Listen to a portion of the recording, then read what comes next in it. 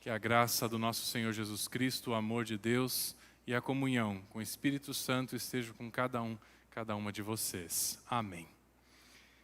Queridos irmãos, queridas irmãs, quero trazer para a nossa pregação hoje o texto previsto para esse domingo na Quaresma, primeiro domingo na Quaresma, e é um texto que daria para dizer assim, é a origem daquilo que nós vivemos hoje e temos que enfrentar como cristãos. Texto de Gênesis, capítulo 2, versículos 15 até o 17, depois capítulo 3, 1 até o 7, diz assim: Então o Senhor Deus pôs o homem no jardim do Éden para cuidar dele e nele fazer plantações. E o Senhor deu ao homem a seguinte ordem: Você pode comer as frutas de qualquer árvore, menos da árvore que dá conhecimento do bem e do mal. Não coma a fruta dessa árvore, pois no dia em que você comer, certamente morrerá. No capítulo 3, a cobra era o animal mais esperto que o Senhor Deus havia feito. Ela perguntou à mulher: É verdade que Deus mandou que vocês não comessem as frutas de nenhuma árvore do jardim? A mulher respondeu: Podemos comer as frutas de qualquer árvore, menos a fruta da árvore que fica no meio do jardim. Deus nos disse que não devemos comer dessa fruta, nem tocar nela. Se fizermos isso, morreremos. Mas a cobra afirmou: Vocês não morrerão coisa nenhuma.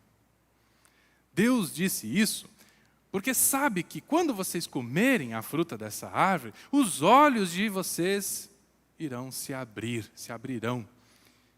E vocês serão como Deus, conhecendo o bem e o mal. A mulher viu que a árvore era bonita e que as frutas eram boas de comer. E ela pensou como seria bom ter entendimento. Aí apanhou uma fruta e comeu, e deu ao seu marido e ele também comeu.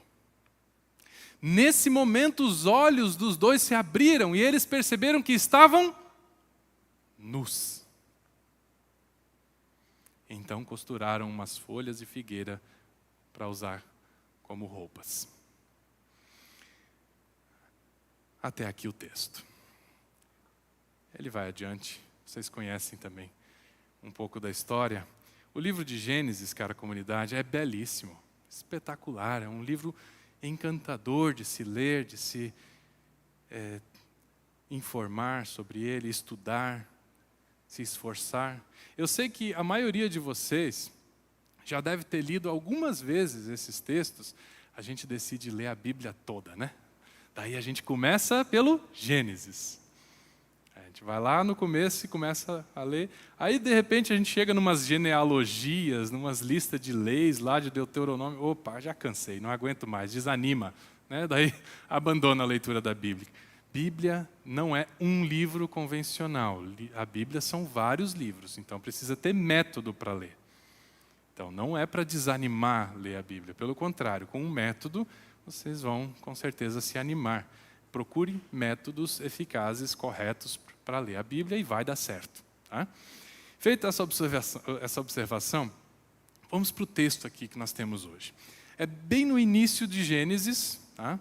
Capítulo 2. Antes desse texto ali, a gente pode verificar lá que então é a descrição da criação do mundo, dos céus e da terra. Está bem claro que o texto anterior quer dizer, deixar claro que Deus é o Criador do mundo, dos céus e da terra. Tá? E tudo que existe, Deus criou. Também já foi dito que, depois de cada dia de trabalho, Deus olhou para o que ele tinha feito e disse que era bom. Mas depois de fazer o ser humano, ele não só disse que era bom, Ele disse que era muito bom. Mas daí vem a pergunta. Se tudo é muito bom,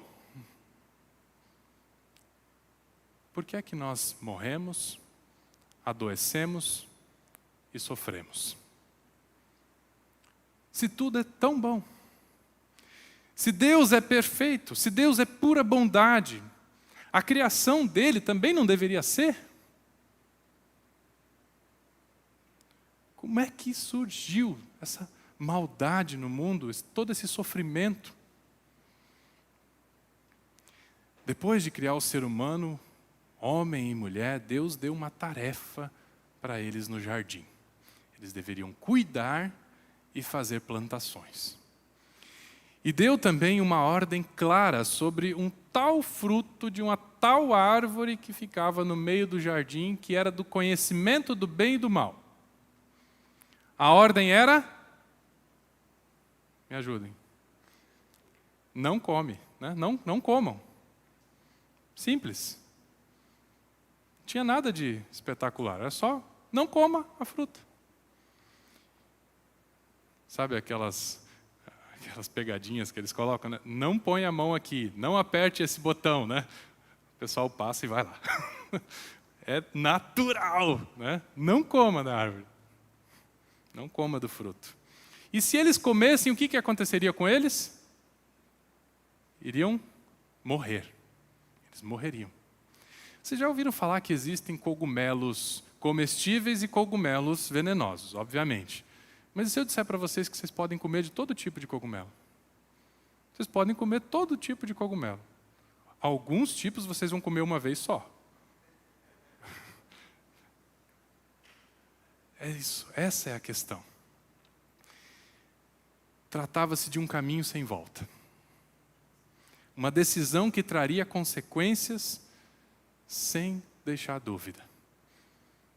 Logo no começo, no capítulo 3, aparece uma personagem bem interessante, uma personagem de fábula, dá para dizer assim. Quem lembra? A cobra, a serpente. A serpente, no Antigo Oriente, era tomada como símbolo de sabedoria e dos poderes místicos. Por isso, também aparece aqui como a serpente é a mais esperta dos animais na criação de Deus. E aí, a partir de Abraão, né, quando Deus faz o chamado a Abraão e ele inicia então a formação do seu povo, eles começam a criar, digamos, umas diferenciações na cultura e para ser diferente. Então eles criam, então eles dizem que a cobra passa a ser o símbolo de sabedoria, aliás, passa a ser o símbolo de aversão à vontade de Deus, que vai contra a vontade de Deus. Representa, então, o diabo. A cobra passa a representar o diabo. O tentador aqui, representado, então, pela serpente, é o diabo próprio. A Bíblia vai trazer essa informação depois, algumas vezes, por isso a gente pode afirmar isso. O diabo geralmente age por meio de outros, e é mais perigoso quando aparece em forma de anjos de luz, ou seja, quando vem com propostas muito boas, com soluções fáceis. E então nós temos um diálogo entre a serpente e a mulher, a Eva. O diabo tentou a Eva. Colocou dúvidas no coração dela. Vejam bem como que é a conversa da serpente com a Eva. E percebam se isso na vida de vocês também não já aconteceu algumas vezes. E ainda vai acontecer. Tá? Olha só, talvez em outras circunstâncias, mas olha só como ela fala. Ó, é verdade que Deus mandou vocês não comerem as frutas de nenhuma árvore do jardim? É verdade que? Primeiro, faz uma pergunta deixando claro que já sabia da fofoca. Já estava sabendo, já estava por dentro da história. Distorce a informação exagerando de nenhuma. Não é de nenhuma, gente. É só de uma. Exagerando, então, a proibição que Deus já tinha feito. mas mostra também que já formou uma opinião contrária. É verdade que ele foi capaz de fazer uma coisa dessas. Quer dizer, ela já deixa claro que a opinião dela é contrária ao que aconteceu. E dá a entender que tem uma proposta melhor para apresentar, já na pergunta. Então é uma pergunta cheia de informações aqui. Vai dizer que ninguém nunca chegou fazendo esse tipo de indagação, pergunta para você, né? Na realidade, Deus disse: comam de toda a árvore, somente de uma não comam. Está lá em capítulo 2, versículo 16. Fato precisa ser apurado. A mulher até aqui, dá para dizer que ela se saiu bem, né? Ela respondeu: nós podemos comer de todas as árvores, somente aquela que está lá no meio do jardim nós não podemos comer, porque então morreremos. Daí continua a investida do diabo, versículo 4. Podem comer à vontade, o fruto é bom, vocês não morrerão coisa nenhuma. Deus é que é um egoísta e quer guardar o conhecimento só para Ele. No versículo 5, se comerem vocês, serão como Deus. Os olhos de vocês vão se abrir. Nossa, que espetáculo! Imagina, ser como Deus. A gente vai conhecer o bem e o mal. Que é algo incrível. Vejam como ele opera. O diabo está dizendo: Deus quer manter vocês limitados, presos. Mas vocês não precisam obedecer ao que Deus diz. Vocês podem ser livres. E a serpente tinha razão. Aqui ela está falando a verdade. Porque Deus criou o ser humano dessa forma. Ele deu o direito de escolha. Ele criou livres, capazes de tomarem as suas próprias decisões. E ao comer o fruto proibido, eles teriam sim conhecimento do bem e do mal. Isso era algo que iria assemelhar eles a Deus. Mas vejam bem, Deus conhece o mal como um médico conhece uma doença. O ser humano conhece o mal como um paciente conhece a sua enfermidade. A consequência que terá que enfrentar depois da decisão aqui não é revelada pela serpente, isso é intencional. Ela não dá todas as informações. O que vai acontecer depois? Porque ela só quer o pecado. Ela só quer a atitude errada. O que vem depois ela não revela. O diabo não revela. Ele só dá o bônus. Revela o bônus. A essa altura, quer dizer, o fruto, a árvore, já estava bela, agradável aos olhos. O fruto parecia frondoso, parecia mais delicioso do que qualquer outra fruta do jardim. Ela come e o homem come. O diabo quer colocar dúvida no nosso coração. Não é aquela dúvida saudável que nos faz crescer, mas a dúvida que nos faz querer aderir a práticas que sabemos que são erradas. Sabemos. Está aí.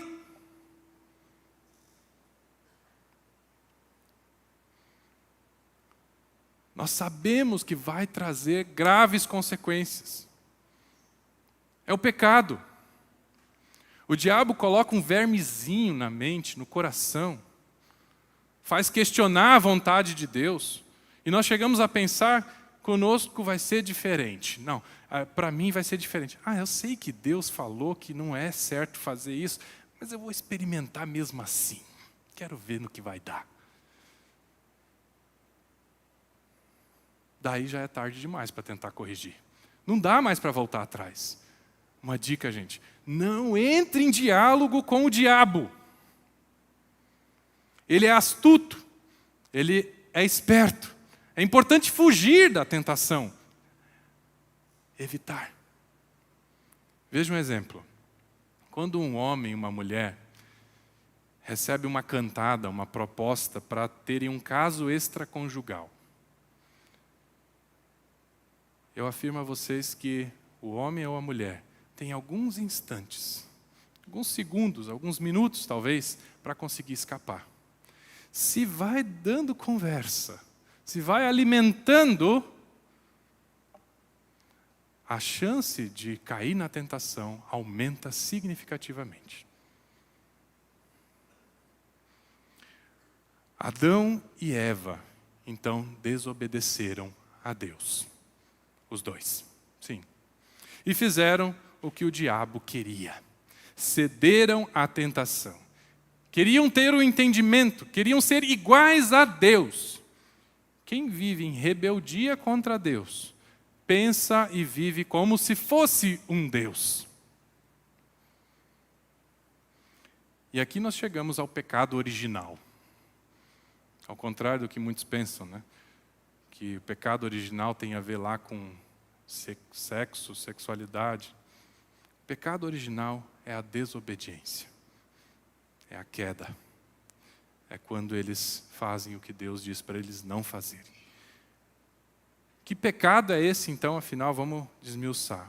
O pecado é querer ser como Deus. Querer ser o próprio Deus. É o que mais se prega hoje em dia, né, gente? Vamos combinar. Você pode tudo. Você é um vencedor. Você tendo dinheiro, o importante é você ter dinheiro. Vai atrás, conquista. Depois o resto você vai conseguir tudo. É por mérito. Quando menos você percebe, cada qual está se tornando o seu próprio Deus.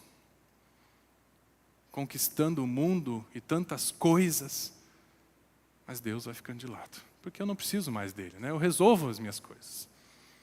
O resultado, por fim, não é ser como Deus. O resultado não é ser como Deus. E o diabo não revela isso. Quando ele diz, você é um vencedor, você vai conseguir, vai lá, você pode. E aí quando você finalmente chega, mas olha, não é essa a sensação. Não é ser como Deus. Está faltando alguma coisa ainda. Mais uma vez vemos a enganação do diabo. O pecado deles mostra a verdadeira natureza do ser humano, a natureza pecadora. O pecado de Adão e Eva mostra a natureza pecadora. Os olhos dos dois se abriram, sim, e aí eles percebem que estão pelados, nus. Sendo assim, é despertado no ser humano a consciência de culpa e vergonha. Vocês já ouviram a expressão, os olhos são a janela da alma, né? Depois de fazer uma coisa errada, depois de pecar, você está arrependido, queria voltar no tempo e mudar o que você fez. Experimenta olhar no espelho, bem dentro dos seus olhos. Olha bem dentro dos seus olhos. E fica ali. Você não consegue. Você começa a desviar o olhar. Esse é o sentimento de Adão e Eva. O momento em que você consegue olhar por mais tempo no espelho, significa que você consegue ir superando aquilo também que você fez de errado. É como tentar fugir de si mesmo. Tem como? Fugir de si mesmo? É como tentar fugir de Deus. Eles tentaram. Adão e Eva tentaram. Mais adiante aqui no texto, Deus sai à procura do casal. Adão, onde é que você está? Deus perguntando onde é que Adão está. Parece estranho, né? Deus sabe. Deus sabe exatamente o que aconteceu. Deus sabe onde o Adão está. Mas Ele quer dar uma chance. Ele quer dar uma chance para o Adão e para a Eva, para eles assumirem o seu pecado. Sim, eles tiveram uma chance. Uma chance imediata de reconhecer que eles cometeram um pecado, erraram. E talvez, eu diria quase com certeza, se eles tivessem pedido perdão com sinceridade a Deus, ele teria perdoado. Mas o que eles fizeram? Deram desculpas esfarrapadas. Culparam um ao outro. A Eva culpou a serpente. E o Adão diz: a mulher que me deste para ser minha companheira me deu a fruta e eu comi. Sobrou para quem? Sobrou para Deus. Não é nem para a mulher, não. A gente pensa, o Adão colocou a culpa na mulher. Não, a mulher que me deste. Ou seja, é Deus o culpado agora. Deus sai como culpado. Ela deu a mulher, ele deu a mulher para ser companheira e olha no que deu. Né? A verdade é que, como eles não reconhecem o pecado, Deus também não pode perdoá-los. Deus é fiel e justo. A sua palavra não pode ser desrespeitada. A sentença precisa ser aplicada. Esse é o resultado da desobediência à palavra de Deus. Juízo. O que Deus disse que aconteceria com eles ali se eles comessem um fruto, iria acontecer. O que iria acontecer? Eles iriam morrer. Claro que não imediatamente, não é como o cogumelo, né, que você pode morrer imediatamente. Né? Mas eles perderiam acesso à árvore da vida. Ou seja, iriam ter uma vida limitada. Seria extremamente triste, desolador, se a história então se encerrasse por aqui. Um desentendimento entre o Criador e a sua criatura, um castigo terrível, que parece não ter volta, né? Deus então expulsa eles do jardim. Mas a verdade é que tem volta. Tem volta. Versículo 15 já, em Gênesis, nós podemos interpretar meio que um prenúncio do que havia de vir. Deus dá a sentença dele também à serpente, ou seja, ao diabo. Ele sentencia o diabo. Ele diz: eu farei com que você e a mulher sejam inimigos uma da outra. E assim também serão inimigas a sua descendência e a descendência dela. Esta esmagará a sua cabeça e você picará o calcanhar da descendência dela. Obviamente, não é o que está dito literalmente aqui, mas conhecendo os fatos da história de Jesus Cristo, nós podemos presumir que aqui Deus já se compromete em enviar um Salvador, que sofrerá a morte, picada no calcanhar, né? Mas esmagará a cabeça da serpente. E o que é um calcanhar picado comparado a uma cabeça esmagada? A descendência de Eva pode ser entendida como Cristo, que vence o diabo completamente. Cabeça esmagada é morte à serpente, ou seja, é vitória de Deus contra o diabo, o mal. Queridos irmãos, o pecado nos separa de Deus. Depois do primeiro pecado, não há mais comunhão com Deus, pois o próprio ser humano foge da sua presença. O ser humano foge de Deus. Se ainda tivéssemos aquela comunhão com Deus, a original, do Éden, então teríamos acesso à árvore da vida. Por isso, sem comunhão com Deus, nós morremos. E é bom que seja assim, porque é melhor morrer do que viver eternamente longe de Deus. A história de Deus com o seu povo mostra, porém, que Deus vem ao encontro do ser humano, caído, perdido, nu. Veio em Abraão, os patriarcas, veio em Moisés, os profetas, e finalmente veio em Jesus, Jesus Cristo, seu próprio Filho, e restabeleceu a comunhão com Ele.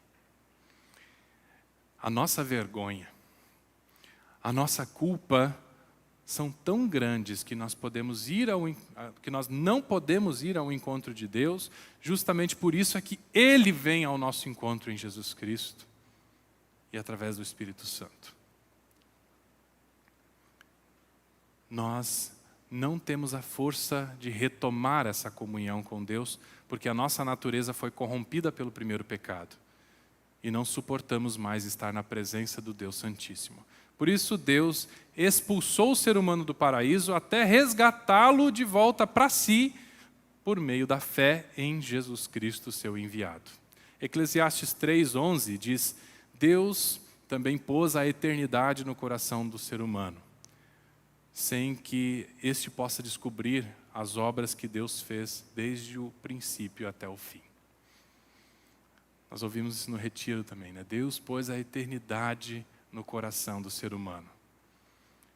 Então, mesmo que nós venhamos a morrer, em comunhão com Deus, desde que nós permitamos que Ele faça essa comunhão conosco, nós vamos experimentar novamente a eternidade com Ele. E a árvore, a outra árvore, aquela boa, sabe? A árvore da vida, está lá no meio da praça da Nova Jerusalém. Nós podemos ver em Apocalipse 22:2. Onde não vai haver maldição. Onde Cristo estará frente a frente conosco. E a morte não mais existirá. Quem pudesse colocar de pé, vamos orar.